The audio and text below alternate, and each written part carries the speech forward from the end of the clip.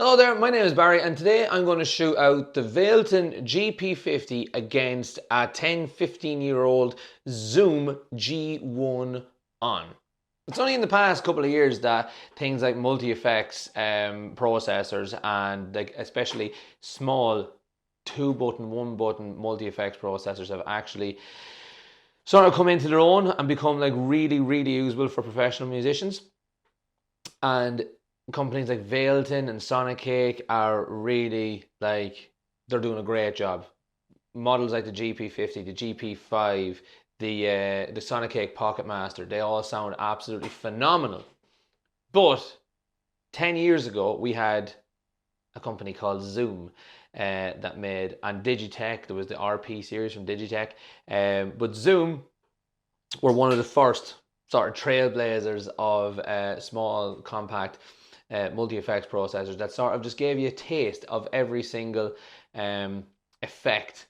So what I thought I'd do today is shoot out the modern one, the GP-50, against the sort of one of the last iterations of Zoom's 2-pedal multi-effects processors before the Valeton takeover, we'll call it. Before we get stuck in, my channel is all about doing different gear reviews, talking about being a musician, balancing work life as being a dad to 2 girls and all that kind of crack. So if that's your vibe, please make sure you subscribe to the channel, like this video if you do like it, and let me know down below what you thought once you've finished the video. So here we have both units, and what I thought I would do today is I would make a patch, try and get a similar patch on both units. Off screen I've got a little 2-button switcher that allows me to switch between the GP-50 and the Zoom G1 on.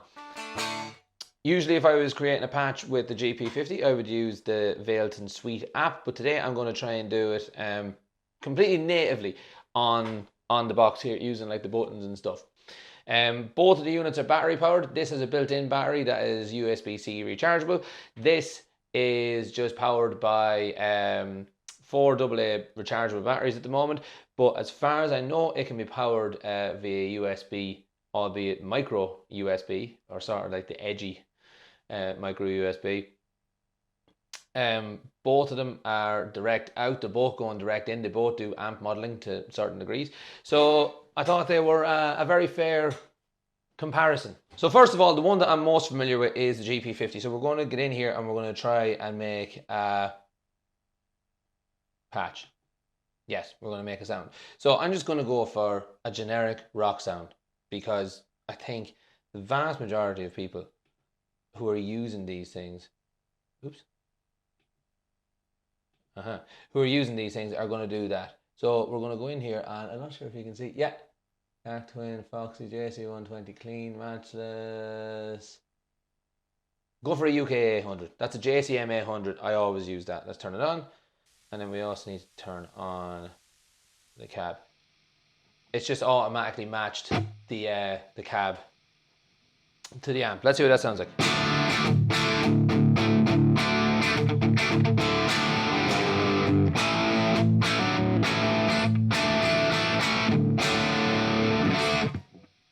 Sounds like a guitar amp. I'm happy with that. Hopefully you're happy with that as well.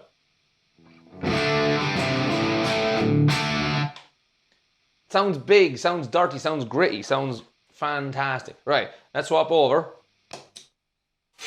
So I am now in the Zoom one on, and I'm going to try and do the exact same thing. That took me what? Seconds. It's worth saying that, like I say, I usually use the app. I've never actually programmed anything using the buttons and stuff. So let's see what this is like. So I've just set up a patch here. It's called Barry with some stuff because I couldn't be bothered going and getting rid of all the letters that were already on it. So we're in this one, bypass. No, patch settings. Let's go back. Scroll across by add effect. Okay. Oh yeah, okay. So we want to add an amp. There we go. Let's add an amp. Add to the start, and what we want is I think I need to scroll across using nope, that's not it. Maybe yes, this one. So the arrows scroll through the option, the up and down arrows scroll through the options within a patch. So I'm now choosing what amp I want. So I'm going to try and find a JCM 800. Let's go for the MS Crunch and see if that's a... Okay, I'm going to say that's a JCM 800. So that's on the Zoom. That took me a little bit longer on the Zoom to find.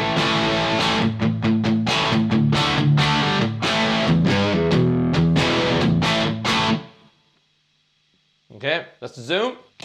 Valeton.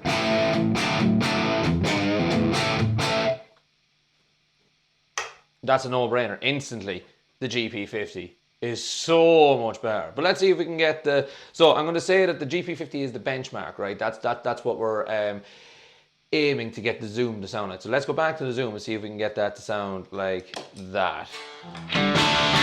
So let's see what sort of thingies, right? Tube? Let's give some more tube. Let's give less tube. Let's maybe bring the volume down.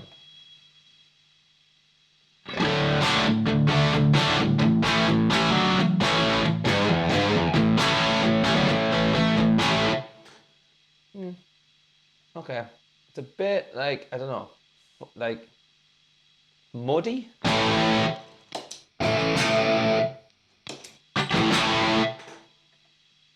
Okay, we're gonna give it a bit more middle.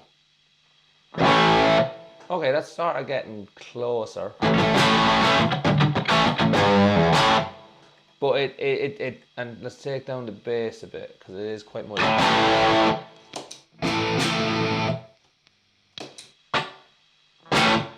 Okay, there's some sort of reverb on this.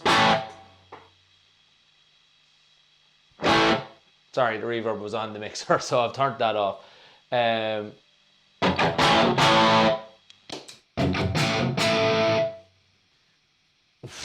Okay.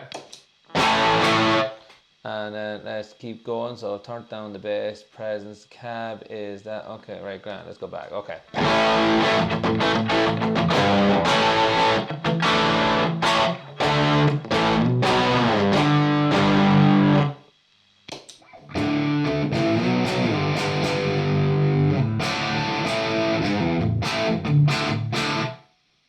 Some initial thoughts straight away is that the GP-50, if I was to put the GP-50 against a real JCM 800, there's never going to be any competition. The JCM 800 is going to win every single time.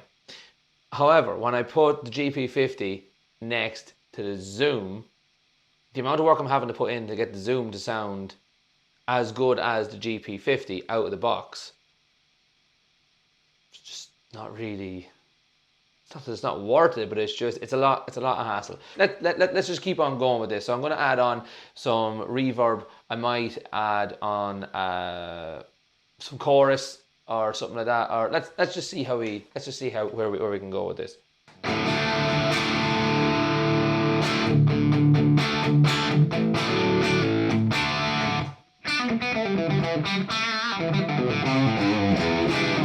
Okay, so what we're going to do is we're going to add some reverb and we're going to create a lead version of this as well. So in order to make a lead version, we need to get some... Well, we'll put on some reverb anyway.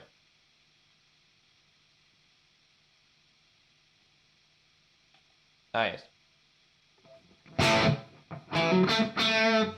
Yeah, so I can't really hear that. I like to be able to hear my reverb. I quite like a hall reverb.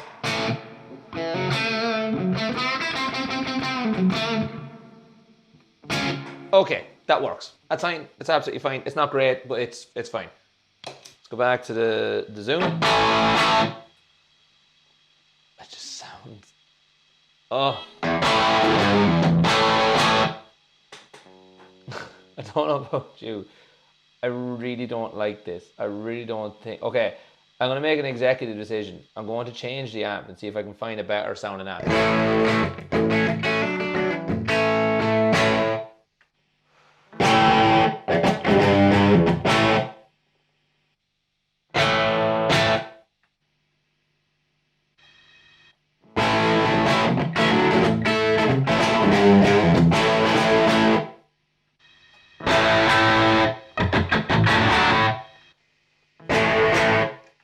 Okay, after searching through some of the amps, I'm just going to conclude that this is as good as it gets, really. I'm just going to try and do like for like. So, yeah, I think we've got all that. So, yeah. So, right, let's add, okay. Let's add in a reverb.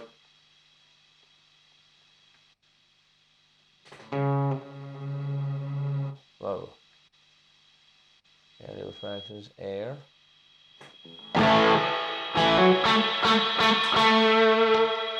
Whoa. Okay, so what I did there was I put the reverb after the amp. We want to put the reverb before the amp, maybe. Okay. I am 15 minutes into this video. And I have concluded that just get a GP-50.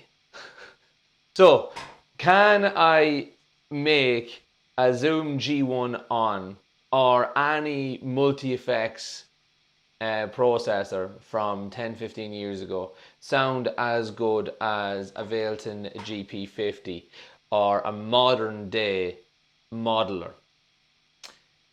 So the answer is maybe. Am I bothered? Absolutely not. Absolutely not. That is like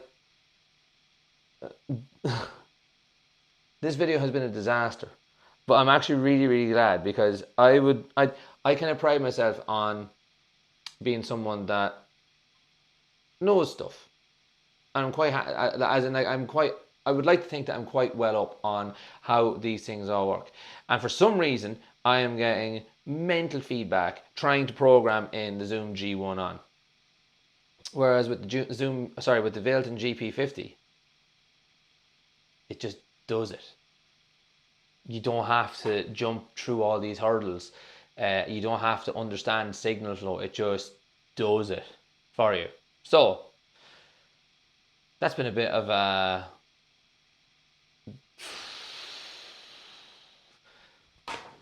do with that information what you want. Let me know down in the comments below what you think. Was I right to give up? Should I just persevere? Are you now going to not buy an older pedal based on this because you should just buy a newer pedal?